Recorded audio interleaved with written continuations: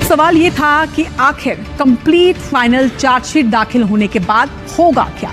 क्या आरोपियों को सजा मिलेगी, और मिलेगी तो कितनी मिलेगी? क्या कुछ होगा? जब इस पूरे मामले को लेकर कानून मामलों के जानकार चंद्रलोक मिश्रा से बातचीत की गई तो उन्होंने हमें पूरी पिक्चर साफ कर दी। सुनिए।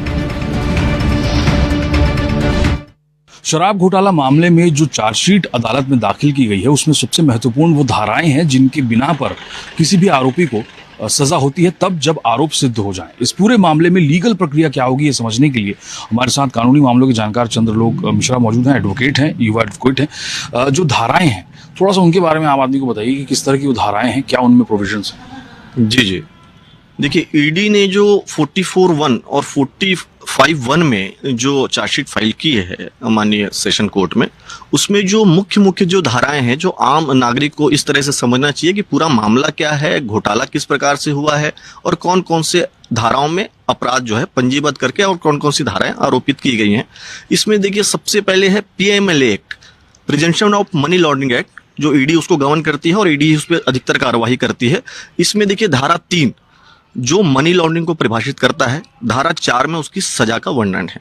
मनी लॉन्ड्रिंग में अगर कोई दोषी पाया जाता है तो उसमें कम से कम आपको 7 साल से अधिक की सजा होगी, और अगर न्यायालय को लगता है कि मामला बहुत ज्यादा ऊंचे लेवल पे है तो उस हिसाब से वो होती है, और कम से कम 5 लाख रुपए जुर्माना, इतना ये दिया जाता है। और इसी के साथ सहपठित धारा में जोड़ा जाता है धारा 70। धारा 70 क्या कहती है? धारा 70 PMLA एक्ट की ये कहती है कि अपराध की निरंतरता, कि सिर्फ एक बार नहीं, कंटिन्यूटी में अपराध किया गया हो तो वो धारा 70 उसके साथ जोड़ी जाती है, वो भी लगाई गई। हाँ, वो भी इसमें जोड़ी गई है। इसके साथ ही IPC की जो मुख्य धाराएं हैं जो ईडी ने इसमें ऐड की है वो मैं आपको बता देता हूं। सबसे जो सिंपल आप समझते हैं 420 है फोर्जरी, फ्रॉड करना। इसमें 7 साल तक की सजा है और साथ में न्यायालय को जो उचित लगे वो जुर्माना न्यायालय लगा सकती है। ये तो हो गई एक, हम 420 को अमाउंट के हिसाब से सामान्य और जघन्य दोनों में मान सकते हैं। इसके बाद 120B जोड़ी गई है कि आपराधिक षड्यंत्र करके किसी अपराध को पूर्ण किया गया है या उसको कारित किया गया है। यानी कि जो प्लानिंग थी, जैसे कि आरोप लगा ईडी लगाया कि एक सिंडिकेट बना और फिर घोटाले को एग्जीक्यूट किया गया, तो उसके लिए इसकी के लिए 120B जोड़ी गई है IPC की। ये षड्यंत्र को मिलकर जो षड्यंत्र रचा गया है उसको परिभाषित करती है। इसमें जो सजा का प्रावधान है वो उस पर डिपेंड करता है कि इन्होंने साथ मिलकर कौन सा अपराध किया। अगर इन्होंने मर्डर किया तो मर्डर में जितनी सजा है वो इतनी, या आजीवन, मर्डर में आजीवन है।